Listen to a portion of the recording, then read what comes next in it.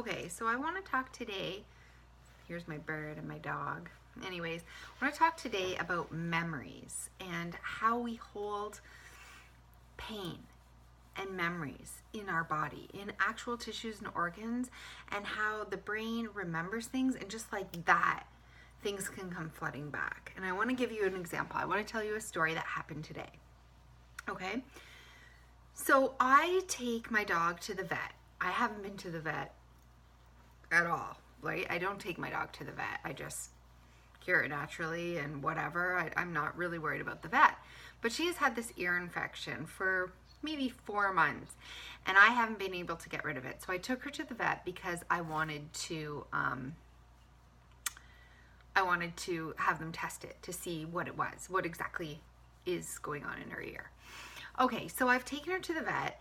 I'm in the waiting room, and she's all of a sudden getting really nervous. And I'm thinking, why is she nervous? She hasn't been here since she was a puppy, like since she was first born. Why would she be so afraid? But yet that stuck in her memory, right? She's shaking. She's smelling around the room, and she's shaking.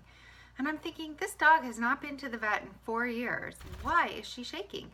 So she must remember, right? She must remember getting her puppy vaccines and being afraid when she was there.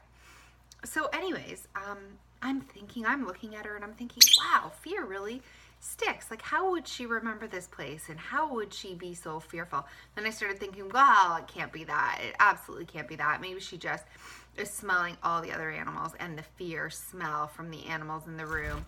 So I start to think, well, maybe that's all it is, right? Maybe she's just smelling fear on the other animals who have been in the room.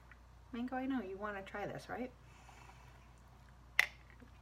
Anyways, okay, so then the craziest thing happens.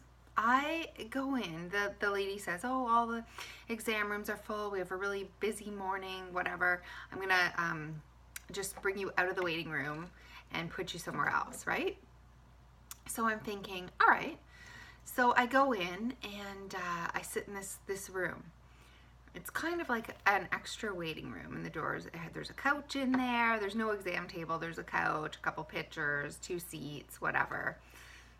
Do you like that smoothie, Mango? Oh my goodness, look, Mango's drinking my smoothie. You like it? Interesting. Okay, so then I go into this waiting room. I'm sitting down, and all of a sudden, I start to cry. I start bawling my head off, okay? I'm sobbing.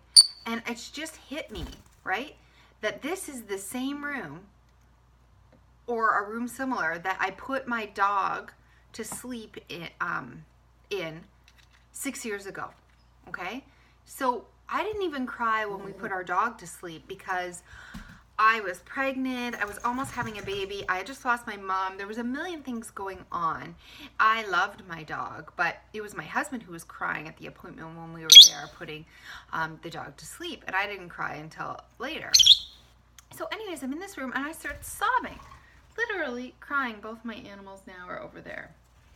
Anyways, so I start sobbing, right?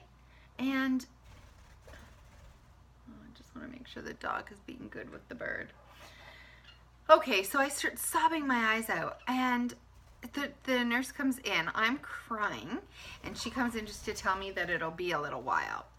So I say, excuse me. I said, I can't remember. I said, but 6 years ago, I was here, and I had to put one of my dogs, who was 15 years old, down.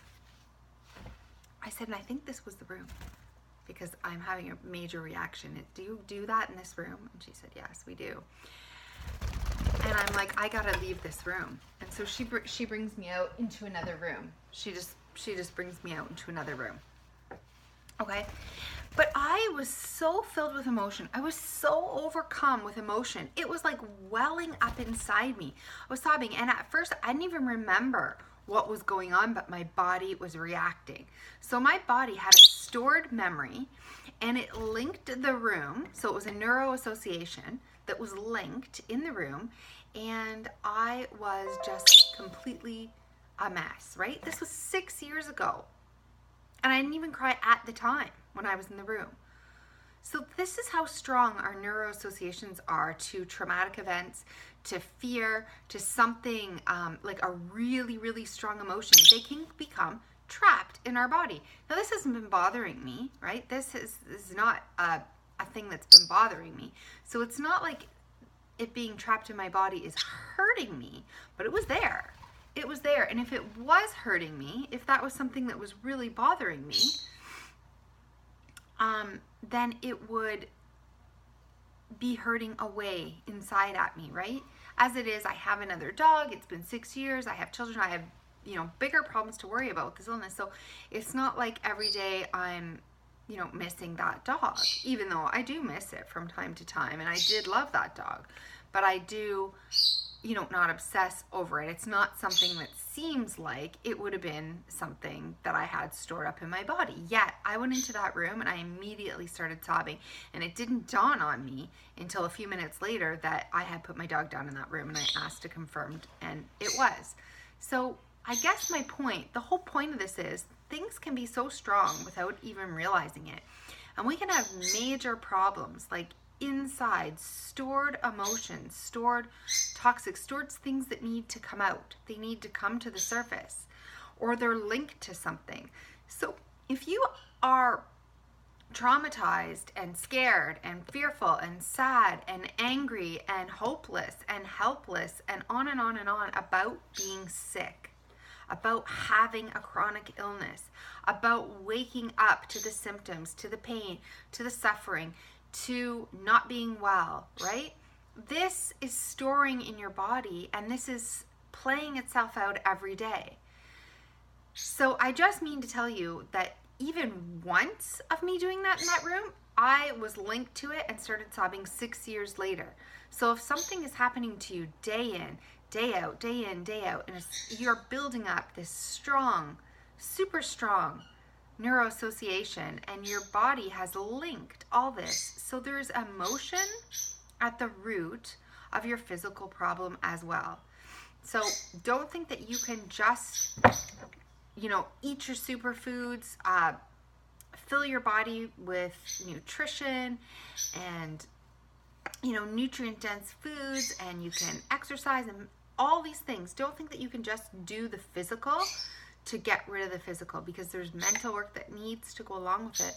And the only way to access those memories and those feelings is through meditation, exploration. Whenever we do feel like sobbing or crying, to let that out and to really try to explore that. So not to try to hold in our feelings anymore. And I guess my whole point is that if it was that strong from one event 6 years later, and I was crying before I even realized why, then the fact that you are causing such strong neuroassociation to this traumatic illness that has been with you and that has changed you, has hurt you, all the helpless and sad and lonely and angry and just all of these feelings that come along with chronic illness, then you do have emotional work to do. And so do not forget the emotional aspect of healing. No matter how much you try to heal it physically, with food, with supplements, with vitamins, with protocols, with exercise, with whatever you're doing, you cannot forget the emotional side of healing. And I remind myself this all the time, that even if I don't feel like there's an emotional component to this, there is, and it's at the root of it, and it must be healed in order to heal it. Those associations must be broken, and they must be listened to. They must be healed. You must be heard. All of these things. You must listen to these parts, these deep parts inside your body, the traumas, these emotions, the pains, the feelings, and you really need to connect to those and try to heal them. Try to let them feel like it's okay. You're there for them. Be there for them. Be like a mother who is there for them, and it's okay to let out those feelings. It's okay to sob. It's okay to, this is where healing takes place, right? It's in the emotions that we let ourselves feel. So let yourself feel emotions, look for emotions, spend time reflecting and doing the internal work that it's going to take for you to heal physically through your emotions. So thanks.